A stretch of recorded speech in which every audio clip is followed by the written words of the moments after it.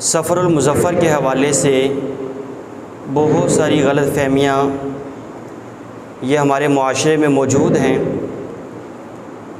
کوئی اس کو مصیبتوں کا مہینہ کہتا ہے، کوئی اس کو آزمائشوں کا مہینہ کہتا ہے، کوئی تکلیفوں کا مہینہ کہتا ہے، کوئی ویسے ہی اس مہینے کو کہتا ہے کہ یہ مہینہ بہت سخت ہے، بھاری ہے، بلائیں نازل ہوتی ہیں، اللہ رب العزت کا عذاب نازل ہوتا ہے، یا پیار اور محبت کے جو اللہ رب العزت نے رشتے بنائے ہیں ان رشتوں کے درمیان دوریاں پیدا ہوتی ہیں، لوگوں کے جو رزق کے معاملات ہیں وہ متاثر ہوتے ہیں۔ بہت ساری چیزیں ایسی ہیں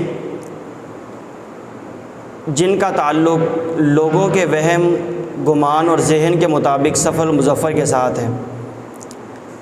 حالانکہ بہت ساری چیزیں ایسی ہیں کہ انسان یہ سمجھتا ہے کہ یہ چیز میرے لیے اچھی ہے، لیکن در حقیقت وہ چیز انسان کے لیے بری ہوتی ہے۔ اور بہت ساری چیزیں ایسی ہیں کہ انسان ان کے بارے میں سوچتا ہے کہ یہ چیز میرے لیے بری ہے، لیکن بالآخر جب نتیجہ سامنے آتا ہے تو انسان اسی چیز کے بارے میں سوچتا ہے کہ یہ چیز تو بڑی اچھی ہے میرے لیے۔ اس لیے اللہ رب العزت قرآن مجید میں ارشاد فرماتا ہے کہ قریب ہے بہت ساری چیزیں ایسی ہوں کہ جن کو تم ناپسند کرتے ہو، اللہ تعالیٰ فرماتا ہے حالانکہ ہو سکتا ہے کہ وہ چیز تمہارے لیے بہتر ہو۔ اسی طرح بہت ساری چیزیں ایسی ہیں، اللہ رب العزت فرماتا ہے کہ بہت ساری چیزیں ایسی جن کو تم پسند کرتے ہو سکتا ہے وہی چیزیں تمہارے لیے بری ہوں۔ تو انسان اللہ رب العزت کی تدبیر سے کسی بھی حوالے سے بچ نہیں سکتا، وہ چاہے تدبیر ایسی ہے کہ جو انسان کے لیے فائدہ مند ہے، یا وہ اللہ رب العزت کی تدبیر ایسی ہے جس میں اللہ رب العزت کی پکڑ کی آمیزش موجود ہے، اللہ رب العزت کے عدل کا فیصلہ اس کے اندر موجود ہے۔ اب انسان اپنے گناہوں کی وجہ سے کسی ایسی مصیبت کے اندر مبتلا ہو جائے، اب انسان یہ نہ سوچے کہ فلاں وقت تھا، فلاں مہینہ تھا، فلاں ٹائم تھا، اس وجہ سے یہ معاملہ خراب ہو چکا ہے، جبکہ حقیقت میں یہ معاملہ ایسا نہیں ہے۔ انسان جب گناہ کرتا ہے اللہ رب العزت بخش دے تو بخش دے، نہ بخش دے تو پھر اس گناہ کی وجہ سے انسان کے اوپر وبال نازل ہوتا ہے۔ اب چاہے وہ رمضان مبارک کا مہینہ ہو، اللہ رب العزت پکڑنا چاہے تو رمضان میں ہی پکڑ سکتا ہے، یا چاہے وہ سفر المظفر کا مہینہ ہو یا ربیع الاول کا مہینہ ہو۔ جس بندے کو اللہ رب العزت نے پکڑنا ہے، جس بندے کے اوپر کوئی مصیبت، کوئی آزمائش، کوئی تکلیف نازل کرنی ہے، اللہ رب العزت پھر وقت یا مہینے کو نہیں دیکھتا۔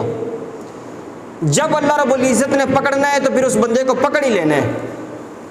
باقی یہ جو کنسیپٹ ہے ہمارے معاشرے میں، کچھ چیزیں پچھلے جمعۃ المبارک میں نے کلیئر کر دی تھی۔ ایک انسان کاروبار پہ جاتا ہے، اب پہلا گاہک جو ہے وہ اس کو سودا پسند نہیں آتا، انسان اس چیز سے بدگمانی لے لیتا ہے، برا شگون لے لیتا ہے، بری فال لے لیتا ہے، اپنا ذہن بنا لیتا ہے کہ آج چونکہ پہلا گاہک وہ سامان لے کر نہیں گیا تو سارے دن کا رزق جو ہے نا وہ اسی طرح متاثر ہوگا۔ اس طرح کی جو غلط چیزیں ہمارے معاشرے کے اندر موجود ہیں، یہ آج اس 14ویں اور 15ویں صدی میں نہیں آئیں۔ یہ چیز برا گمان لینا، برا شگون لینا، بری فال لے لینا، کسی چیز کو دیکھ کر اپنے ذہن کے اندر برا خیال لا کر اس کو مضبوط کر لینا، یوں ہوا ہے تو یوں ہو کر رہے گا، یہ جو چیزیں ہیں ہمارے معاشرے میں یہ آج کی نہیں ہیں۔ پہلے انبیاء کرام علیہ السلام کی قوموں میں بھی یہ چیز موجود تھی۔ حضرت سیدنا موسیٰ علیہ السلام کے ساتھیوں کے بارے میں آتا ہے کہ جب وہ موسیٰ علیہ السلام بنی اسرائیل کو بار بار سمجھاتے، وہ نہ سمجھتے تو کوئی نہ کوئی ان کے اوپر عذاب نازل ہو جاتا۔ جب عذاب نازل ہوتا وہ یہ نہیں کہتے تھے کہ ہم نے نافرمانیاں کی ہے اس وجہ سے ہمارے اوپر عذاب نازل ہوا ہے، کہتے تھے چونکہ ہمارے اندر موسیٰ علیہ السلام موجود ہیں، معاذ اللہ ان کی منحوست کی وجہ سے ہمارے اوپر بارش نازل نہیں ہو رہی۔ یعنی یہ برا گمان لینا، برا شگون لینا، بری فال لے لینا، یہ جو چیزیں ہیں یہ پہلی امتوں کے اندر بھی موجود تھیں. ایک عذاب آنا، انہوں نے کہا کہ موسیٰ علیہ السلام موجود ہیں اس لیے بارش نہیں آ رہی. جب کسی چیز کی قلت پڑنی، قحط سالی ہونی، لوگ پھر کہنا، ان لوگوں نے کہنا شروع کر دینا چونکہ موسیٰ علیہ السلام ہمارے اندر موجود ہیں، ان کی وجہ سے یہ سارا وبال آیا ہوا ہے. اسی طرح حضرت سیدنا صالح علی نبینا علیہ السلام کے حوالے سے قرآن مجید میں بھی موجود ہے. انہوں نے اپنی قوم کو سمجھایا، بار بار سمجھاتے رہے کہ اگر بات نہیں مانو گے تو عذاب آئے گا. تو وہ آگے سے باتیں کرتے کہ مذاق اڑاتے کہ جس چیز کا، جس عذاب کا تم وعدہ کرتے ہو وہ کدھر ہے، لے کر آؤ عذاب. اب حضرت صالح علی نبینا علیہ السلام اللہ رب العزت کے نبی ہیں، وہ ان لوگوں کو کیا کہہ سکتے تھے؟ صرف اللہ رب العزت کے عذاب سے ڈرا سکتے تھے اور کچھ نہیں ہے. صالح علیہ السلام سمجھاتے، ڈراتے، دھمکاتے کہ اللہ رب العزت کا عذاب آئے گا. وہ کہتے کدھر ہے، آتا کیوں نہیں ہے، دکھائیں کدھر ہے. اللہ رب العزت کے نبی کے سامنے اس طرح کا معاملہ کرنا، اس طرح کا رویہ اپنانا، اس طرح کی اکڑ دکھانا، پھر جب ان کے اوپر کوئی سختی ہو جائے پھر کہتے تھے کہ یہ ساری بنوسط صالح علیہ السلام کی وجہ سے. اسی طرح یہ بری فعل لینا، برا گمان لینا، برا شگون لے لینا، یہ نبی علیہ السلام کے ساتھ بھی ہوا ہے. قرآن مجید میں اللہ رب العزت ارشاد فرماتا ہے کہ ان لوگوں نے نبی علیہ السلام سے برا گمان کیسے لیا. اللہ رب العزت ارشاد فرماتا ہے وَإِن تُصِبْهُمْ حَسَنَةٌ يَقُولُ هَذِهِ مِنْ عِنْدِ اللَّهِ. جب ان یہودیوں پر، منافقوں پر اللہ رب العزت کی طرف سے کوئی اچھائی نازل ہو جائے، کوئی اچھی چیز ہو جائے، اچھے معاملات ہو جائے، اچھا رہن سہن ہو جائے، اچھا کاروبار ہو جائے، کوئی اچھی خوشخبری آ جائے، تو پھر کیا کہتے ہیں؟ کہتے ہیں یہ تو اللہ تعالیٰ کی طرف سے. اتنا ان کو پتہ ہے کہ ہر چیز کا خالق اللہ ہے، اس کے باوجود منافقین زبان سے کلمہ ہے، دل کے اندر منافقت موجود ہے، دل کے اندر اسلام کی محبت موجود نہیں ہے ان کے. اللہ رب العزت فرماتا ہے کہ جب ان کے اوپر کوئی اچھی چیز ہو، ان کو کوئی اچھی خبر پہنچے، اچھی چیز پہنچے، تو کہتے ہیں یہ تو اللہ تعالیٰ کی طرف سے. اب وَإِن تُصِبْهُمْ سَيِّئَةٌ، جب ان کو کوئی برائی پہنچے، اللہ رب العزت کی نافرمانی کی ہے تو اللہ رب العزت کی کوئی پکڑ پہنچ گئی، پھلوں کے اندر کمی ہو گئی، کاروبار نہ چل سکے، کسی بھی حوالے سے مسلمانوں کے ساتھ جنگ کی شکست ہو گئی، اب پھر کیا نکلے گا نتیجہ؟ اللہ رب العزت کی پکڑ ہی آنی ہے. اب وہ پھر کیا کہتے تھے؟ اللہ رب العزت فرماتے ہیں وَإِن تُصِبْهُمْ سَيِّئَةٌ، جب ان کو کوئی برائی پہنچے، يَقُولُ هَذِهِ مِنْ عِنْدِكَ، تو نبی علیہ السلام کو کہتے کہ یہ آپ کی وجہ سے آیا سارا کچھ. جب اچھے حالات ہو جائیں تب کہتے یہ تو اللہ تعالیٰ کی طرف سے ہو گیا سارا کچھ. جب سختی ہو جائے تو نبی علیہ السلام سے برا شگون لے لیتے کہ ان کی وجہ سے سارا کچھ ہوا ہے. تو یہ سلسلہ شروع سے چلتا آ رہا ہے. صالح علیہ السلام کی قوم کے اندر موجود تھا، موسیٰ علیہ السلام کی قوم کے اندر موجود تھا، باقی جتنی بھی قومیں، نوح علیہ السلام، حضرت لوط علیہ السلام، حضرت شعیب علیہ السلام، جتنی بھی قومیں، جب بھی ان کے اوپر پکڑ ہوئی ہے، سختی ہوئی ہے، وہ کہتے کہ ان کی وجہ سے ہوا ہے، جو اللہ کے نبی ہوتے تھے. تو یہی چیزیں آج ہمارے معاشرے کے اندر موجود ہیں. میں آپ کو ایک واقعہ سناتا ہوں. ایک بندے کے بارے میں مشہور تھا، اس کے بارے میں مشہور تھا کہ جو بندے اس کی شکل دیکھتا ہے نا، اس کی شکل دیکھتا ہے، اس کا سارا دن ہی منحوس گزرتا ہے. بات پہنچتی، شہرت ہوئی، پہنچتی بادشاہ تک پہنچی. بادشاہ نے کہا کہ مجھے وہ بندہ دکھاؤ آج. میں دیکھتا ہوں اگر واقعی ایسا ہے کہ کوئی بندہ اس طرح کا موجود ہے کہ جس کو دیکھنے سے سارا دن ہی منحوس ہو جاتا ہے، تو بادشاہ نے کہا کہ میں اس بندے کو ضرور سزا دوں گا. پھر یعنی ایک ایسا بندہ جس کی وجہ سے کتنے لوگ متاثر ہو جاتے ہیں کہ جو بندہ اس کا چہرہ دیکھتا ہے اس کے ساتھ اس طرح ہو جاتا ہے، جو بندہ اس کا چہرہ دیکھتا ہے اس کے ساتھ اس طرح ہو جاتا ہے. اب ان لوگوں نے کیا کیا؟ بادشاہ کے سامنے پیش کیا. بادشاہ نے اس کی شکل دیکھی. بادشاہ واپس گیا جوتی پہننے کے لیے. جوتی پہنی تو کسی چیز نے اس کو ڈس لیا، ڈنگ مار لیا، سانپ تھا یا بچھو تھا، کوئی بھی چیز تھی. بادشاہ نے کہا کہ لوگ صحیح کہتے ہیں، اب اس کو دیکھنا کہ آخر میں نتیجہ کیا نکلے گا۔ بعض اوقات ایسا ہوتا ہے کہ انسان یہ سوچتا ہے کہ یار یہ اس طرح ہوا ہے، اس طرح نہیں ہوتا۔ بادشاہ نے کہا کہ اس کی واقعی منحوست ہے، اس کو جیل میں ڈال دو۔ جیل میں ڈالا۔ بادشاہ شکار پہ نکلا، عام روٹین کی نسبت جس طرح بادشاہ شکار کرتا تھا اس سے کئی گنا زیادہ شکار ہوا، یعنی جتنا وہ شکار روز کرتا تھا اس سے زیادہ شکار ہو گیا، اس دن زیادہ وہ چیز مل گئی۔ بادشاہ جو ہے نا وہ بالآخر ٹھیک ہو گیا، اس کا علاج معالجہ ہوا، بالآخر ٹھیک ہو گیا۔ کسی سمجھدار بندے نے اس کو بتایا کہ بادشاہ سلامت ایک بات بتائیں کہ آپ نے اس بندے کی شکل دیکھی تھی تو آپ کو ایک چیز نے ڈنگ مار دیا، آپ 1-2 دن کے اندر ٹھیک ہو گئے۔ آپ نے کہا کہ وہ بندہ منحوس ہے جس کے بارے میں لوگ کہتے ہیں کہ اس کی شکل دیکھے تو نقصان ہوتا ہے، آپ نے شکل دیکھی تو آپ کو کسی چیز نے ڈنگ مار لی ہے۔ اس وزیر نے سمجھایا کہ بادشاہ سلامت آپ غور کریں، آپ نے اس کی شکل دیکھی ہے تو آپ کو 1-2 دن کی تکلیف ہوئی، آپ ٹھیک ہو گئے، اور اس نے صبح صبح آپ کی شکل دیکھی ہے، وہ تو مہینے سے قید ہے جیل کے اندر، وہ تو روز سزائیں بھگت رہا ہے، تو زیادہ تکلیف آپ نے نہیں اٹھائی، زیادہ تکلیف اس بندے نے اٹھائی ہے۔ تو اب منحوسیت آپ کی طرف جائے گی یا اس کی طرف جائے گی؟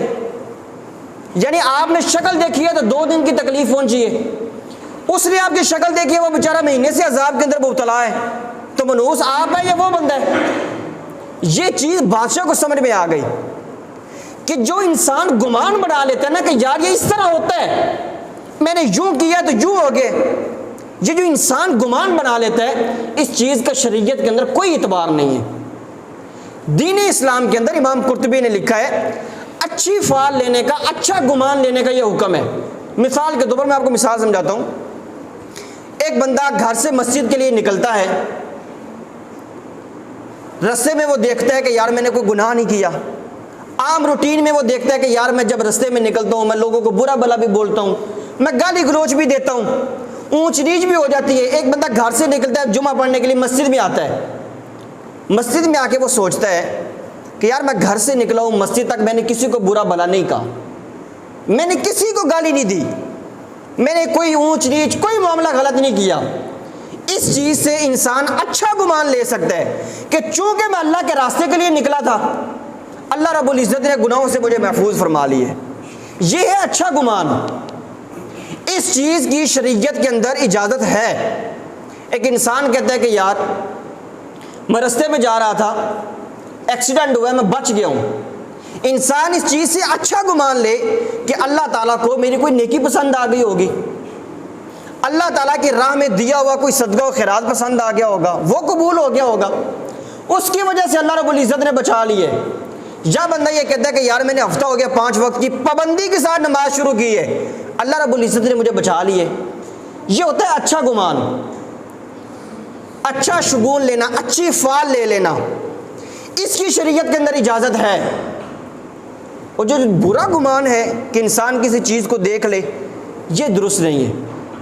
اللہ رب العزت نے 7ویں پارے کے اندر جہاں شراب کی حرمت کو بیان فرمایا، انما الخمر والمیسر والانصاب والازلام رجس من عمل الشیطان، اللہ رب العزت نے فرمایا یہ جو بت پانسے ہیں، یہ جو تیروں کے ذریعے فال لیتے ہیں، اہل عرب میں ایک چیز تھی، وہ مختلف طریقوں سے فال لیتے تھے، گمان لیتے تھے۔ مثال کے طور پر کتابوں میں لکھا ہوا ہے، مفسرین نے لکھا ہے کہ کوئی بندہ اہل عرب میں گھر سے نکلا نا جاہلیت کے دور میں، وہ پہلے آسمان کی طرف دیکھتا، اگر وہ دیکھ رہا ہے کہ کوئی پرندہ اڑ رہا ہے، وہ اس طرف کو چلا گیا ہے، وہ کہتے ہیں میرا سفر برکت والا ہے، حالانکہ اس پرندے کو تو پتہ بھی نہیں ہوگا کہ نیچے بندہ کھڑا ہے، بس ان کا ایک گمان تھا۔ اوپر دیکھا ہے پرندہ اس طرف کو جا رہا ہے تو وہ سمجھ لیتے کہ سفر اچھا ہے، تجارت اچھی ہے، جس مقصد کے لیے نکل رہا ہے وہ مقصد اچھا ہے۔ اگر اوپر دیکھا ہے پرندہ جا رہا ہے ادھر کو، پھر وہ سمجھ لے کہ منحوسیت آ گئی۔ ایک طریقہ یہ تھا، وہ پرندہ لیتے، گھر سے نکلتے تو وہ آسمان کے اندر چھوڑ دیتے، اب وہ پرندہ دائیں ہاتھ چلا گیا تو برکت ہی برکت ہے، ان کا گمان تھا نا، الٹے ہاتھ چلا گیا ہے تو منحوست ہی منحوست ہے، یہ ان کا گمان تھا۔ اسی طرح وہ تیروں کے ذریعے لیتے تھے، مختلف انداز تھے، مختلف طریقے تھے، ایک جگہ پہ نشان لگائے ہوئے، تیر پھینک دے، یہاں پہ پہنچا تو منوست ہے، وہاں پہ پہنچا تو برکت ہے۔ اس طرح وہ ایک گمان لیتے تھے کہ ادھر جائے گا تو ٹھیک ہے، ادھر جائے گا تو ٹھیک نہیں ہے۔ اسی طرح تیر پھینکے، وہ سیدھا پھینکے اپنی طرف سے، وہ ادھر چلا گیا تو برکت ہی برکت ہے، ادھر چلا گیا تو منوست ہی منوست ہے۔ یہ ان کے طریقے تھے گمان لینے کے۔ تو نبی اکرم شفیع معظم صلی اللہ تعالیٰ علیہ وسلم سے پوچھا گیا اس چیز کے بارے میں، یہ جو فعال لیتے ہیں، شگون لیتے ہیں، گمان لیتے ہیں، نبی علیہ السلام نے فرمایا یہ کچھ بھی نہیں ہے، کچھ بھی نہیں ہے یہ۔ اب یہ چیزیں آج ہمارے معاشرے کے اندر موجود ہیں، یعنی وہ تیروں والا سلسلہ نہیں ہے، لیکن پرندوں والا سلسلہ تو میں نے خود دیکھا ہوا ہے کہ لوگ اس طرح کا گمان لیتے ہیں۔ تو یہ جاہلیت کی رسمیں وہ آج بھی ہمارے اندر موجود ہے۔ دین اسلام نے ان چیزوں کو ختم کر دیا ہوا ہے، لیکن اس کے باوجود ہمارے احباب قرآن و سنت کی تعلیمات سے ناواقف ہونے کی وجہ سے ان چیزوں کے اندر مبتلا ہیں۔ کون سمجھائے؟ جو سمجھائے گا مصیبت اس کے گلے میں پڑ جائے گی۔ وہ کہیں گے فلاں کو دیکھا ہے، فلاں کو دیکھا ہے، قرآن و سنت کی طرف تھوڑا کوئی آئے گا۔ اب دیکھیں نبی علیہ السلام نے اس حوالے سے کیا فرمایا ہے۔ نبی علیہ السلام نے فرمایا الطیارۃ شرک، یہ جو بد فعلی ہے، برا شگون ہے، برا گمان لے لینا ہے کہ انسان سوچ لیتا ہے یوں ہو گیا تو معاملہ بیڑا ہی غرق ہو گیا۔ جس طرح کہ وہ میں نے کاروبار کی مثال شروع میں دی ہے، پچھلے جمعے میں نے بتایا تھا کہ ایک بندہ گھر سے نکلتا ہے، وہ یہ سوچتا ہے کہ اگر کالی بلی آگے سے گزر گئی ہے تو منوسیت ہے۔ یہ جو برا گمان ہے انسان لیتا ہے، اس کے بارے میں نبی علیہ السلام نے فرمایا یہ بد گمان نہیں، یہ شرک ہے۔ اس چیز کو اللہ رب العزت پھر کیسے معاف کرے گا؟ قرآن مجید میں اللہ تعالیٰ شرک کو تو نہیں بخشے گا کہ ہر کام کی تدبیر کا خالق اللہ تعالیٰ ہے۔ تو نے پرندے کو بنا لیے کہ پرندہ ادھر جائے گا تو میری قسمت اس طرح ہو گئی ہے، پرندہ ادھر جائے گا تو قسمت اس طرح ہو گئی ہے۔ مسئلہ یہ ہے، اس کے اندر باریکی یہ ہے کہ انسان اللہ رب العزت کی بارگاہ پر توکل کرنے کی بجائے پرندوں کے اوپر بھروسہ کر لیتے ہیں، جانوروں کے اوپر بھروسہ کر لیتے ہیں، اپنے خالق اور مالک کو بھول جاتا ہے۔ تو یہ شرک نہیں تو اور کیا ہے کہ اللہ رب العزت کے نظام قدرت کے اندر اللہ رب العزت کی مخلوق کو شریک کر لینا کہ پرندہ ادھر گیا تو میری قسمت اچھی بن گئی، ادھر چلا گیا، اس پرندے کو پتہ نہیں، پتہ بھی ہوگا کہ نیچے کوئی بندہ کھڑا ہوا ہے یا نہیں پتہ ہوگا، لیکن یہ انسان کا گمان ہے۔ شریعت کے اندر اس چیز کی بالکل بھی گنجائش نہیں ہے برے گمان کی۔ آگے نبی علیہ السلام نے فرمایا، یہ بات نبی علیہ السلام نے 3 دفعہ فرمائی کہ بد فعلی لے لینا، برا گمان لے لینا یہ شرک ہے۔ 3 دفعہ نبی علیہ السلام نے فرمایا وما منا الا ولکن اللہ یذھب بالتوکل۔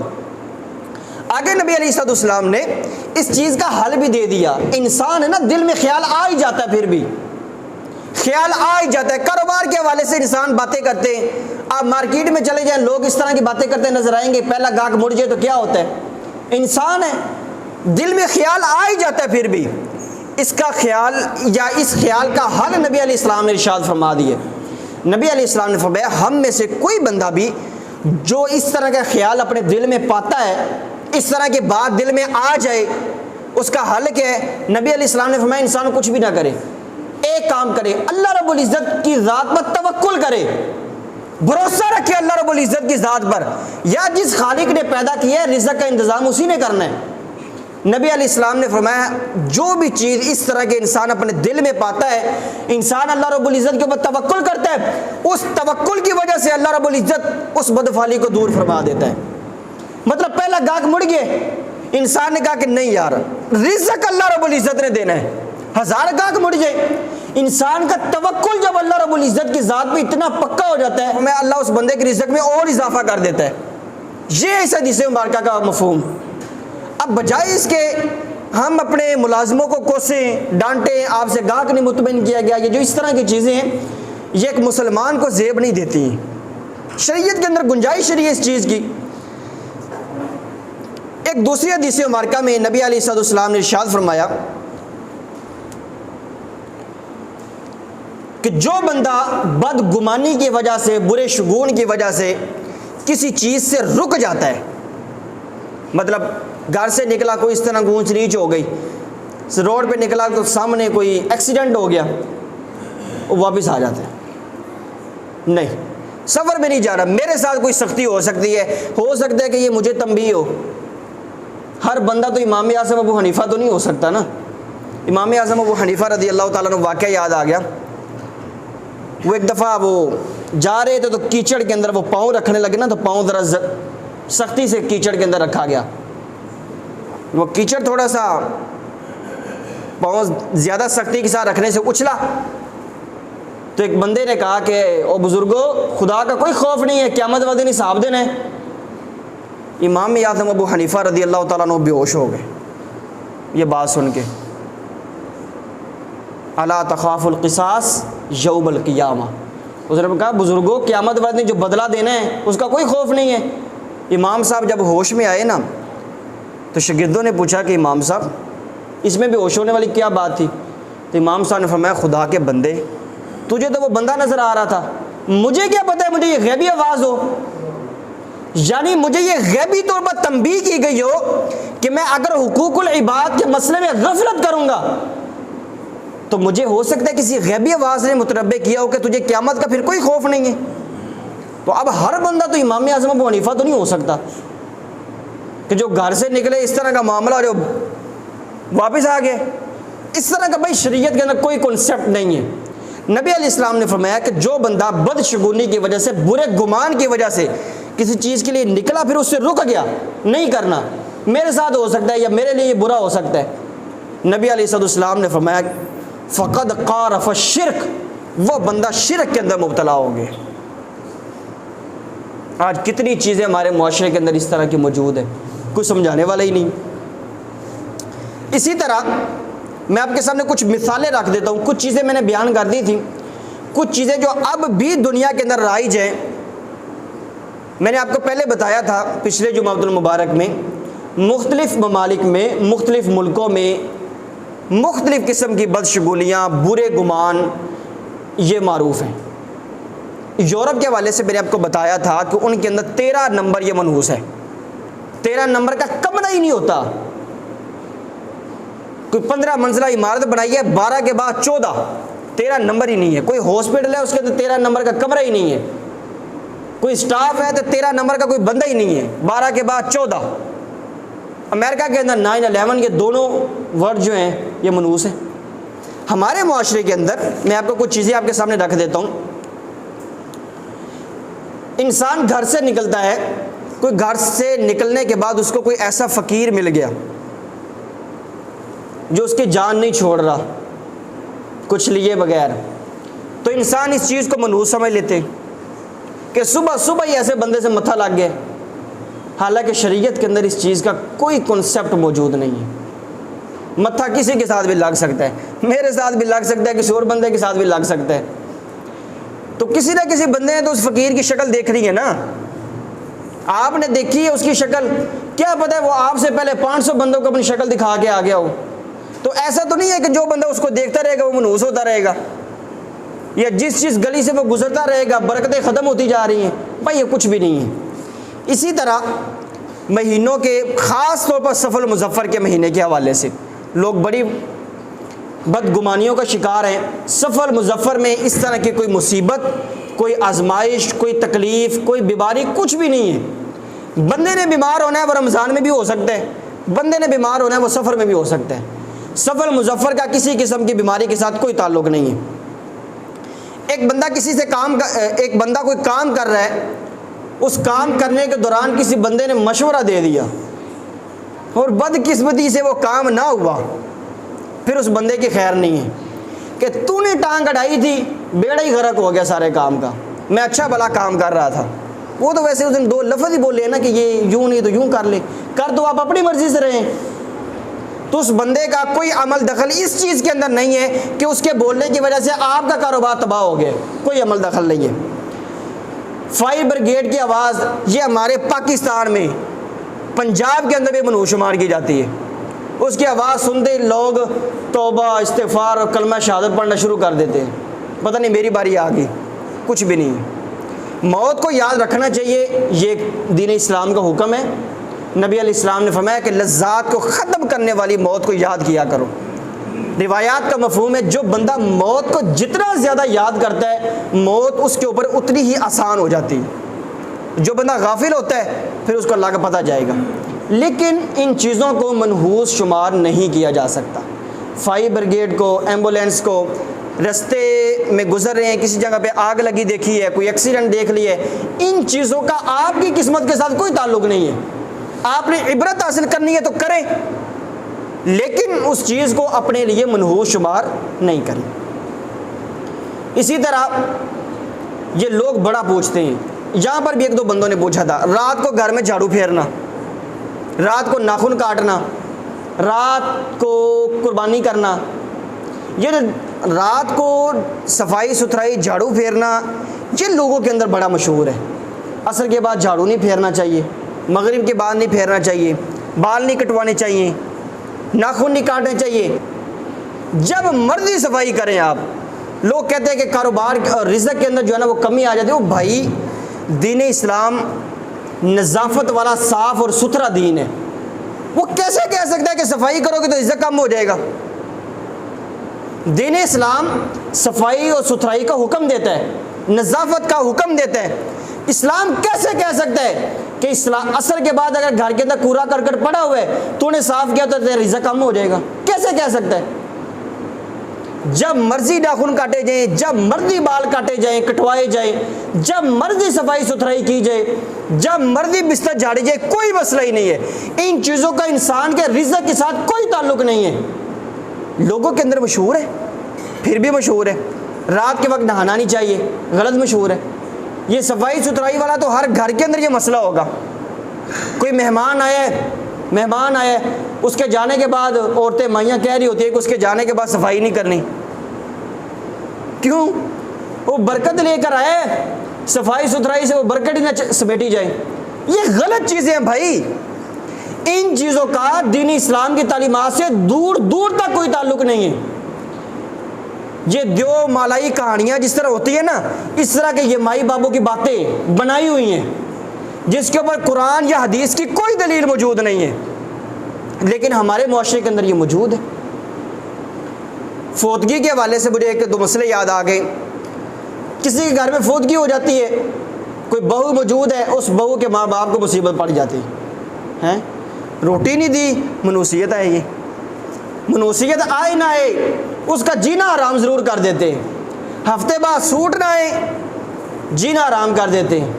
مولوی صاحب کو سوٹ نہ ملے، جینا حرام کر دیتے ہیں کہ دیا نہیں ہے۔ او بھائی یہ چیزیں ایصال ثواب ہوتی ہیں، شریعت نے ان چیزوں کو فرض واجب کچھ بھی نہیں کیا۔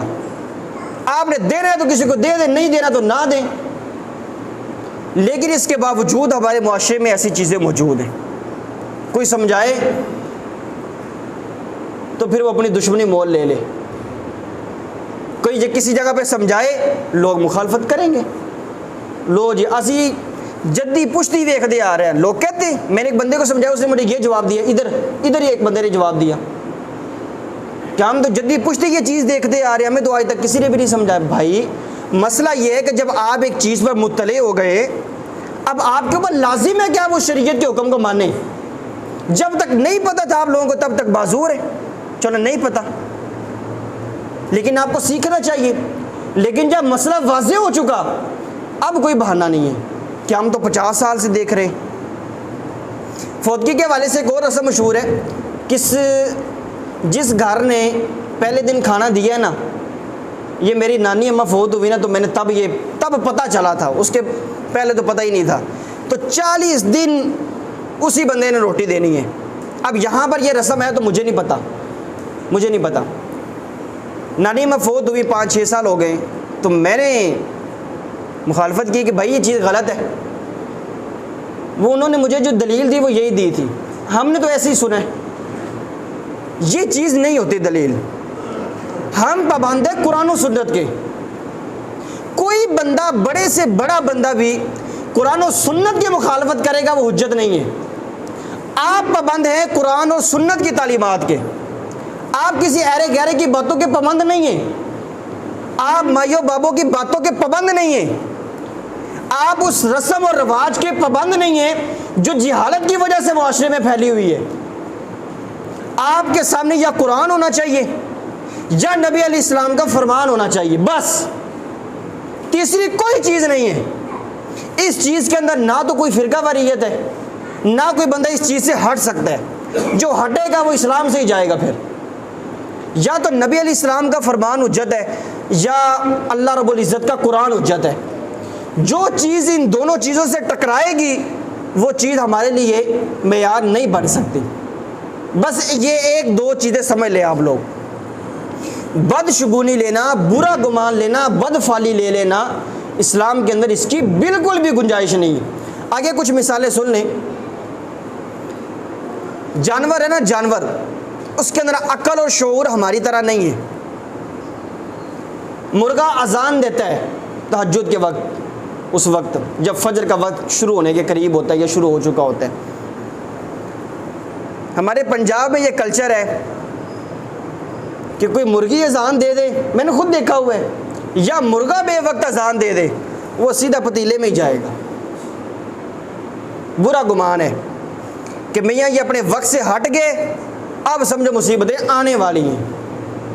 کسی کے گھر میں کوا بول رہے، بعض لوگ تو یہ کہتے ہیں کہ زیادہ کوا بولے تو مہمان آتے ہیں، بعض یہ کہتے ہیں کوئی زیادہ ہی بولے تو مصیبت آتی۔ اب بندہ کون فیصلہ کرے گا کہ کتنی دیر وہ شور مچائے تو زیادہ ہو جائے گا؟ ہر بندے کی کامن سینس جو ہے وہ مختلف ہے۔ ایک بندے کے سامنے آپ گھنٹہ بھی بول لیتے ہیں، وہ چپ کر کے آپ کی شکل دیکھ کے آپ کو سنتا رہتا ہے۔ ایک بندے کے سامنے آپ 10 منٹ بولتے ہیں، وہ کہتے ہیں یار اس کی بات ہی نہیں ختم ہو رہی۔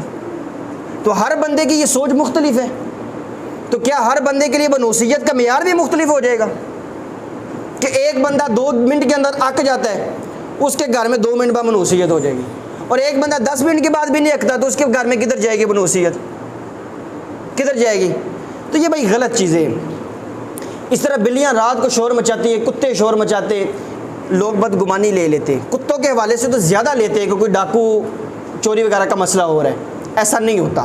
ہاں یہ ہو جاتا ہے کہ بعض اوقات وہ جانور شور مچاتا ہے ان لوگوں کو دیکھ کر، لیکن اس سے برا گمان نہیں لیا جا سکتا، وہ اپنی مرضی سے بھی شور مچا سکتے ہیں۔ اس طرح بلیوں کا مسئلہ ہے۔ کسی عورت کے گھر میں 2، 3 یا 4 بیٹیاں پیدا ہو جائیں، تیسری بیٹی پیدا ہو جائے، میں نے ان گناہگار آنکھوں سے دیکھا ہے، وہ مائیاں افسوس کرنے آ جاتی ہیں اس کے ساتھ، افسوس کر رہی ہوتی ہے اس کے ساتھ۔ کس چیز کا افسوس کریں؟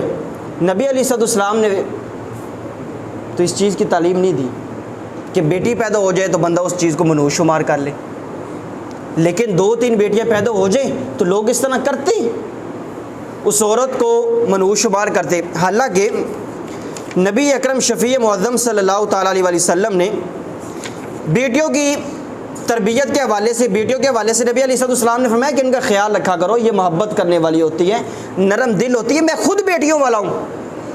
نبی علیہ السلام کی بیٹیاں 4 ہیں، بیٹے 3 ہیں۔ اللہ رب العزت نے بیٹیاں نبی علیہ السلام کو بھی زیادہ دی ہیں، اس لیے نبی علیہ السلام نے فرمایا میں بیٹیوں والا ہوں۔ حضرت سیدنا شعیب علیہ السلام، ان کی بیٹیاں ہی تھی، بیٹا تو تھا ہی نہیں۔ جب موسیٰ علیہ السلام فرعون کے دربار سے نکلے، مدین کی طرف جا رہے تھے، تو موسیٰ علیہ السلام نے حضرت شعیب علیہ السلام کی بیٹیوں کو دیکھا تھا کہ وہ کنویں سے پانی بھر رہی ہیں، بیٹا تو تھا ہی نہیں شعیب علیہ السلام کا۔ تو اب معاذ اللہ بندہ کیا سوچے گا ادھر؟ اور میرے بھائی یہ چیزیں نہیں ہیں، ایک اصول ہے، اس کو یاد رکھ لیں، آپ کے ہزاروں مسئلے حل ہو جائیں گے۔ برا گمان لینا، اس چیز کا دین اسلام کے اندر کوئی تصور موجود نہیں ہے۔ جس چیز کو دیکھ کر آپ کے دل میں آتا ہے نا کہ میرا کام بگڑ جائے گا، سمجھ لیں یہ شیطانی کام ہے اور یہ شیطانی خیال ہے۔ آپ چپ کر کے اللہ رب العزت کے اوپر توکل کر کے اس کام کو کر دیں اگر وہ جائز ہے تو، ورنہ انسان رک خود جاتا ہے۔ ایک بندہ گھر سے نکلا کاروبار کے لیے، اس نے کوئی اس طرح کی چیز دیکھی کہ سامنے کوئی آگ لگ گئی ہے، وہ واپس آ جاتا ہے، اور دوسرے دن رو رہا ہوتا ہے کہ گھر کے اخراجات پورے نہیں ہو رہے۔ او بھائی آپ کیوں نہیں رزق کمانے کے لیے نکلے؟ آپ نکلے تو واپس آ گئے اپنی مرضی سے، اس گمان کو لے کر جس گمان کو شریعت نے دفن کر دیا ہوا ہے کہ برا گمان لینا ہی نہیں ہے. آپ برا گمان لے کے گھر واپس آ گئے. اب آپ کہہ رہے ہیں کہ میرے گھر کے اخراجات پورے نہیں ہوتے. تو اللہ رب العزت نے تو اس چیز کا بالکل بھی حکم نہیں دیا کہ گھر سے نکلو اس طرح کا معاملہ ہو جائے تو وہ اس طرح ہو جاتا ہے. اس طرح برتن، خالی برتن آپس میں ٹکراتے ہیں، برتن نیچے گر گئے تو جو گھر میں بڑے ہوتے ہیں وہ کہتے ہیں جلدی سے اٹھا لینا چاہیے، جب تک وہ اس کی آواز آتی رہے گی تو منوسیت آتی ہے. زیادہ برتن جو ہے نا ان کی آواز پیدا ہو یا چمچ وہ ٹکرائیں زیادہ تو لوگ کہتے ہیں، زیادہ برتن ٹکرائیں تو لوگ کہتے ہیں گھر میں طلاق ہو جاتی ہے. معاذ اللہ، کچھ بھی نہیں ہے بھائی. ہزاروں مثالیں آپ لے لیں، سمجھ لیں، ایک چیز ہزاروں مثالوں کے اوپر بھاری ہے بھائی، برا گمان لینا شریعت کے اندر ہے ہی نہیں. بس اچھا گمان لیں جو لینا ہے تو اس کی دین اسلام کے اندر گنجائش بھی ہے اور اجازت بھی ہے. برا گمان ہزاروں لیتے رہیں گے، اپنا بیڑا غرق کریں گے اور دوسرا آپ شرک کے اندر مبتلا ہوں گے.